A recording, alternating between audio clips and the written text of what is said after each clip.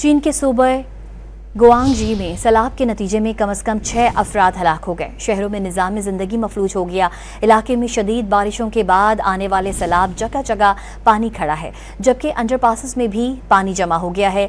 गुआंगजी में लैंडस्लाइडिंग और dam overflow होने के खतरे के पेश नज़र हाई अलर्ट कर दिया गया है। चीनी हुकाम ने मौसमियाती तब्दीली को शदीद तूफान और सैलाब की वजह करार देते हुए सख्त चैलेंज करार दिया है।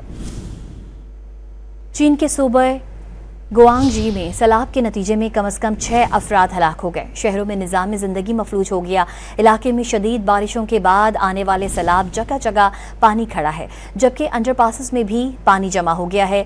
गुआंगजी में लैंडस्लाइडिंग और डैम ओवरफ्लो होने के खतरे के पेश नज़र हाई अलर्ट कर दिया गया है। चीनी हुकाम ने मौसमियाती तब्दीली को शदीद तूफान और सैलाब की वजह करार देते हुए सख्त चैलेंज करार दिया है। चीन के सूबे गुआंगजी में सैलाब के नतीजे में कम से कम 6 अफराद हलाक हो गए। शहरों में निज़ाम ज़िंदगी मफलूज हो गया। इलाके में शदीद बारिशों के बाद आने वाले सैलाब जगह जगह पानी खड़ा है, जबकि अंडरपासेस में भी पानी जमा हो गया है।